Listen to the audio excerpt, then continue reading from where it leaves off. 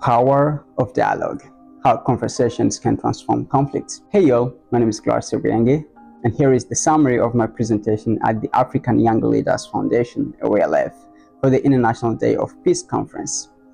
We talked about a lot of things like conflicts, like violence, peace, and all these terms, they are interdependent. My understanding of peace is that tranquility, is the harmony, it's social justice in the community, like this social cohesion.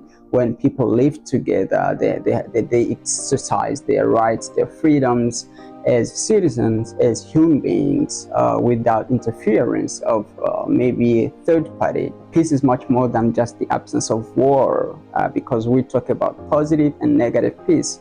When in negative peace, we just see like the silence of guns, but of course, under the carpet, under the ground, there are many kind of structural and cultural violences. The violence itself is the destructive use of force that does not allow people to live for their full potentials, as Johann Galtung says.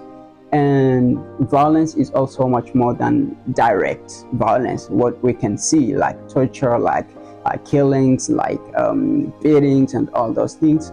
Because we also have, on the other hand, cultural violence. We have structural violence, when a community or a state legitimizes violence and then puts rules and laws that support violence, like colonialism, like apartheid, and all those kind of rules that will justify violence. Conflict itself is a situation where people, groups, organizations, countries have incompatible goals, like they have misunderstandings over ideas, ideologies, maybe political affiliations. And of course, this is normal because in the community that we live in, we always have differences.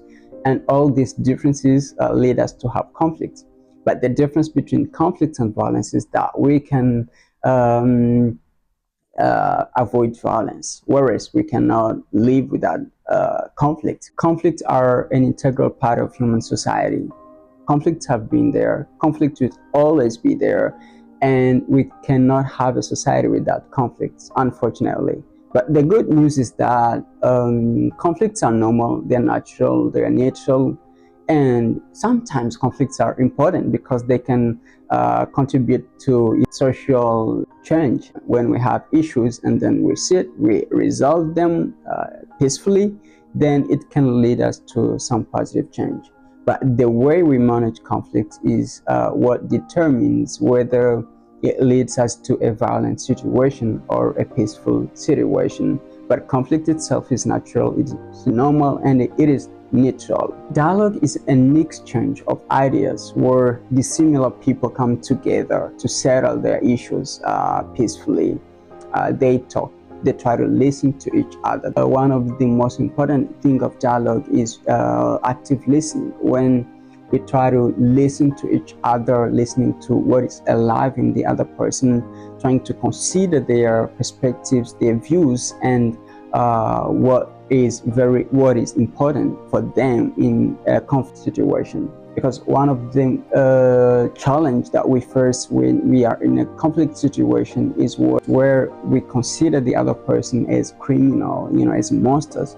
But as Marshall Rosenberg says, that as long as we consider people as monsters, as criminals, we don't have time to empathize with them. We don't have time to listen to them. And only when we listen to their needs, only when we listen to their actions, their behaviors, separating them from their mistakes, their actions, it is where we can communicate with them to a human level. Another thing we can do while having dialogue is being able to observe without judgment. When we judge people, the first thing they think of is to defend themselves or justify themselves. When you judge somebody, you give them an opportunity to defend themselves, to tell you why they did what they did, to justify themselves. Rather, when we listen to them empathically, we open doors for them to go deeper in a conversation, to to trust us beyond all, judgment, listening empathically. We can also be ready to change our position when we know that we are wrong. Sometimes in a conflict situation, you may know that you are wrong, but you are not willing to change your position because of ego, because of self-interest, because you know that if I change my position, the other person will think that I am weak, that I am not strong enough. But in a conflict situation, if we really want to build peace on an interpersonal level, there is no importance for us to defend ourselves. Like, even when we know we are wrong, when you know that you are wrong in a situation, just accept and change your view, change your position, change your perspective, and be ready to learn. You consider the other person's perspective, and that what brings us together to settle our issues. Another point we can consider is to seek for a nonviolent solution. As Mahatma Gandhi said that I object to violence because when it appears to do good, the good it does is only temporary, but the evil that it does is permanent. And I certainly agree with Gandhi that violence only can bring us like a very temporary solutions.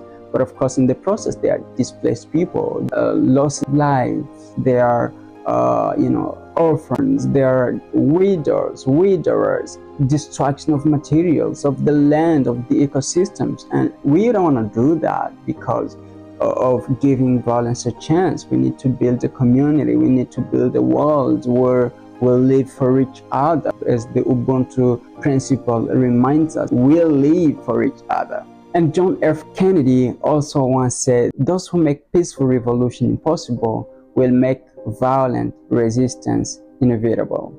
So if we believe that peace cannot work, we can never achieve peace, then we will give violence a chance. And of course, we can learn from history that violence does not work. As we remember to apply non-violence approaches to solve our daily conflicts, like dialogue, negotiations, mediation, we also need to remember some conflict resolution values, such as respect for all. We respect other people's opinions, perspectives, views, even if we don't agree with them, even if we don't share the same ideologies, but we just respect their opinions. And that's where human integrity comes in, where you try to respect somebody's integrity as a human, to include other people in the process of development, knowing that every life matters, knowing that every voice counts. Defend justice. We need to defend democratic values and all the values that would help us build a peaceful community. I'm ending with a famous quote of Paul Farmer, which says that the idea that some lives matter less is all that is wrong with the world. But we just need to connect to a human level, and knowing that we all are human beings, we live for each other, we depend on each other, and therefore we need to respect each other. We need to respect and defend human dignity. Be part of solution. Peace.